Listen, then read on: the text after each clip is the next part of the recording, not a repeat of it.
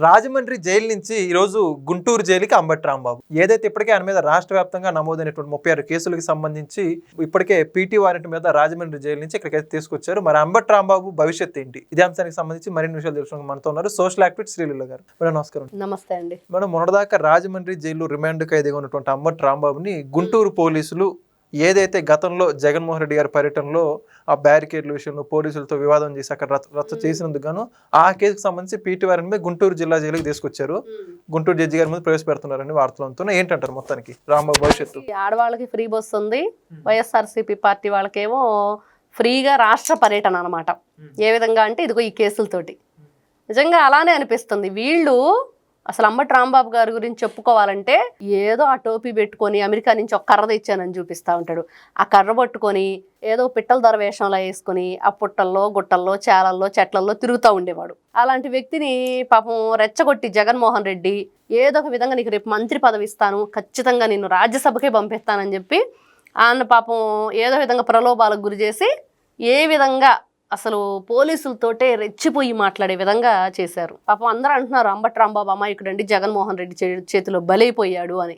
ఈ రోజున చూస్తే ఇంకొక పోసాని కృష్ణమురళిని చూసినట్లుంది అంబటి రాంబాబుని చూస్తుంటే. చూసాం పోసాని కృష్ణమురళి విషయంలో ఏం చూసాం, ఇట్లా కాళ్ళు ఎగరేస్తూ అంటే విచక్షణ రహితంగా మహిళల పట్ల, ఇంట్లో ఉన్న పసిపిల్లల పట్ల ఆ విధంగా మాట్లాడొచ్చా లేదా అంటే అసలు చెప్పుకోవటానికి చాలా జుగుప్సాకరంగా.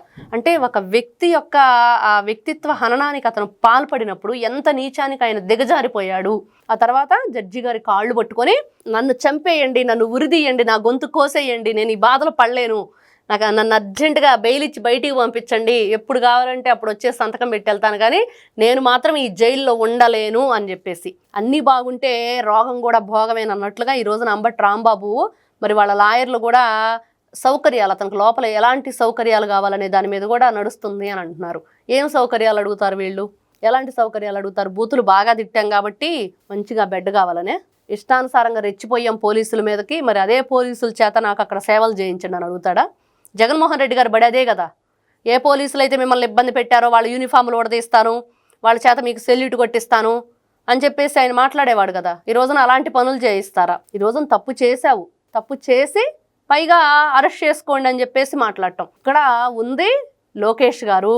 ఖచ్చితంగా లోకేష్ గారు రాజ్యాంగబద్ధంగా ప్రజలకి ఇబ్బంది పడితే చూసాం. ప్రజల యొక్క కష్టాల్లోంచి వచ్చింది రెడ్ బుక్ అని. మరి ఎలా ఉండిద్ది? ప్రతిసారి అంటున్నారు కదా మడిచి. అసలు ఏం భాష మాట్లాడారండి రెడ్ బుక్ గురించి?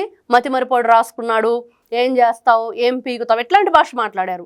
మరి ఈ రోజున అదే రెడ్ బుక్ చూసి వణికిపోతున్నాం, భయపడిపోతున్నాం, మమ్మల్ని భయపెడుతున్నారు అని చెప్పేసి మళ్ళీ మాట్లాడుతున్నారు వాళ్ళే. కాబట్టి ఏదైనా ఒక తప్పు చేసేటప్పుడు మనం మరి గతంలో 40 సంవత్సరాల అనుభవం నాకని మా నాన్నగారికి అని చెప్పేసి అంబటి రాంబాబు కూతురు మాట్లాడుతుంది కదా. మరి 40 సంవత్సరాల మీ నాన్న రాజకీయ జీవితంలో ఏమి నేర్చుకున్నారు? ఈ విధంగా పోలీసుల మీద దురుసుగా ప్రవర్తించటమా, ఈ విధంగా లాభాష మాట్లాడటమా, మహిళల పట్ల అవమానకరంగా ప్రవర్తించటమా, సుకన్య ఇంకొకరు అని చెప్పేసి ఫోనుల్లో ఆయన భయంకరమైన సంభాషణ కూడా ఆ రోజుల్లో బయటపడితే మనం విన్నాం అందరం. ఈ రోజుకి కూడా వైరల్ అవుతూ ఉంటాయి అవి. మరి అలాంటిది ఒక వ్యక్తి, నువ్వు ఎన్ని సంవత్సరాలు రాజకీయంలో ఉన్నావు, ఎంత అనుభవం ఉందో అనే దానికంటే ప్రజల్లో నీకు ఎంత మంచి పేరుంది, ప్రజా ప్రతినిధిగా ప్రజలకు ఎలాంటి మేలు చేశావు, ఈ రోజున ఒక కులం కార్డు ఉపయోగించుకుంటున్నారు, ఆ కులానికి ఏం చేసావు మంచి, ఆ కులం పట్ల నీ ప్రవర్తన ఏంటి, నీ బాధ్యత ఏంటి, ఇవన్నీ కూడా వదిలేసి వీళ్ళు ఇష్టానుసారంగా రెచ్చిపోయి జగన్మోహన్ రెడ్డి గారి దృష్టిలో పడాలి, లేకపోతే ఆయన మెచ్చుకోవాలి మమ్మల్ని, రేపేదో వస్తారో చేస్తారో తెలియదు, ఎక్కడికి వస్తారో ఏ విధంగా వస్తారు. ఈ రోజున ప్రజలు ఎవరు కూడా ఒకటే చెప్తున్నారు, ఎవరు మాట్లాడిన ఏమంటున్నారు, ఇంకా వైఎస్ఆర్సీపీ పార్టీ లేదు అనేది. మరి ఎవరైతే ఈ అంబటి రాంబాబు మరి ఈ రోజున విచారణకి మరి తీసుకొస్తే ఏం అడుగుతారు, ఎలాగ వాళ్ళ విచారణ కొనసాగిద్ది అయితే నాకైతే తెలిసి ఈ రోజున గుంటూరు, రేపు గుడివాడ, ఇంకోసారి ఏలూరు, నెల్లూరు, అనంతపురం మొత్తం రాష్ట్ర పర్యటన జరిగిద్ది. 36 కేసులు కదా, ఒకటా రెండా? మరి ఏ విధంగా ఆ కేసులు నమోదైన ఏం చేస్తావు అని చెప్పేసి పోలీసుల మీద ఎంత దురుసుగా ప్రవర్తించారో మనం చూసి ఆ బ్యారిగేడ్స్ అని లాగి యువతలేసి ఏం చేస్తావు నువ్వు అని చెప్పేసి సింహ అని చెప్పేసి బ్రహ్మానందం డైలాగ్ ఉండిద్ది, అలా డైలాగులు వేసాడు అక్కడ.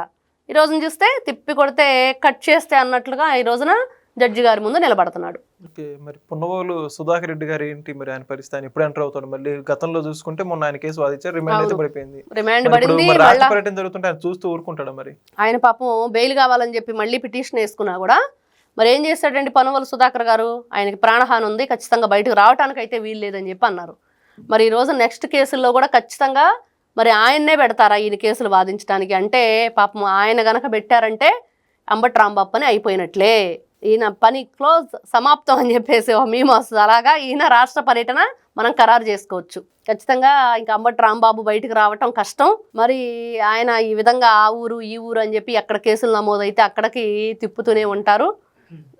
ఖచ్చితంగా ఈయన ఇప్పటికైనా మరి మార్చుకొని మంచి ఏదైతే ప్రవర్తనతోటి ఉంటాను, సొసైటీలో ఎలాంటి గొడవలు పెట్టిన, ఇక్కడ కూడా అండి న్యాయ వ్యవస్థ కూడా ఈ రోజున ఎవరైతే ఈ రోజున ఈ ప్రజాప్రతినిధులను గతంలో చేశామనో లేకపోతే ఒక పార్టీకి సంబంధించిన నాయకులమనో ఇలాంటి కార్యక్రమాలు చేస్తున్నప్పుడు వాళ్ళ మీద మళ్ళీ మీరు మైకులు పట్టుకొని బూతులు మాట్లాడొద్దు, బయటికి రావద్దు, ఇలాంటి ప్రవోక్ చేసే పదాలు మాట్లాడొద్దు, అట్లాంటి కార్యక్రమాలు పెట్టొద్దు.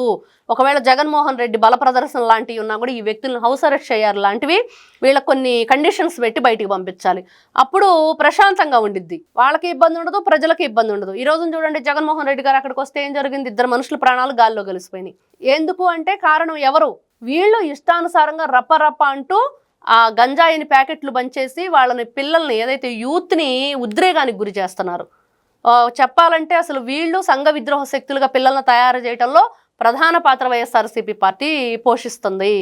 మరి ఇలాంటి వ్యక్తులు నిజంగా ఈయన గనక ఎవరైతే పనుమల సుధాకర్ గారు అంబటి రాంబాబు గారి కేసు వాదించారు అంటే ఆయన బయటకు రావడం కష్టం. Thank you. నమస్తే అమ్మా. Please subscribe to Leo news for more videos.